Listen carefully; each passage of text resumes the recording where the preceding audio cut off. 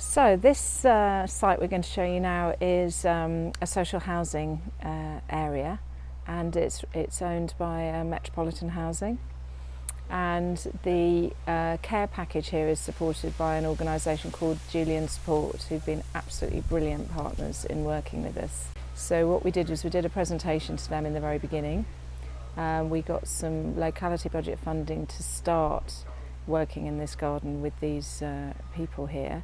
Typically, social housing areas like this have quite a disseminated group of people who require support. They can be people who are recovering from addiction of various different sorts, people who've fled abusive situations, people who've been homeless, and they don't always connect with each other. So a garden like this is a perfect opportunity to draw them all together and get that real sort of community cohesion happening. And Metropolitan really wanted to help us to help their residents by transforming the site with us. So we don't just come in, do a makeover and then go off. We work with the residents. So it's a real community project and everyone works together. And one thing that is very important to mention is with these sorts of projects, we found, and it's actually the same in the prisons and the same in the schools, it's the staff that work with the people that live in these places that also have a real boost with this sort of work, because they enjoy it and it's good news, and they can see the improvements in the people that they're working with and how they start getting on together. And then everyone enjoys seeing the increased wildlife. So we were just talking to one of the residents here when we first came in, and he was talking about how he's been watching the blue tits that have been using the nest boxes that we put in a couple of years ago now here.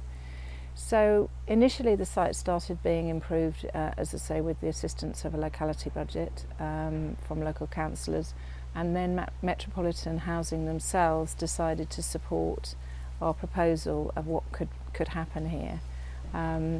And it's been completely transformed, and so much so, and some of the residents that have participated have enjoyed it so much and found so many benefits from it. They've asked if they can start volunteering on some of our other community sites, which is fantastic, because that actually leads not only to this big therapeutic impact and people getting to know each other in an area where they might have felt quite isolated, but also if you're outside working on other community sites, that gives obviously greater health and fitness impacts, but also you're going to get to know other people in your locality and maybe start to help some other people that are more disadvantaged than you, and so the whole spiral continues upwards. It's a really powerfully positive thing. So this little area we're sitting in now, when we first came, and again it's just being sort of cut back and sorted out at the moment. There was a little sort of stone patio with a sundial on it that had been broken, where there's now a raised wildlife pond. As you look right the way down through the central courtyard garden, you'll see now raised beds that have got hollyhocks, which is absolutely wonderful for the bees and the butterflies. There's lavender in, there's rhubarb, there's lots of different herbs, there's tomatoes, there's runner beans growing, and it's looking really lovely. So here we are, just show you the barbecue that we put in.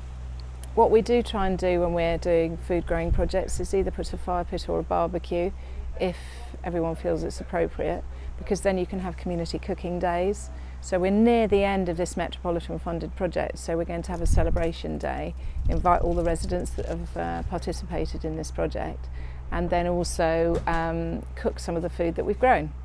There's lots of different food coming up now that's looking really tasty. So it's really important to celebrate the achievement that these residents have managed, and I mean, it just looks completely transformed from the space that we first started looking around about 3 years ago.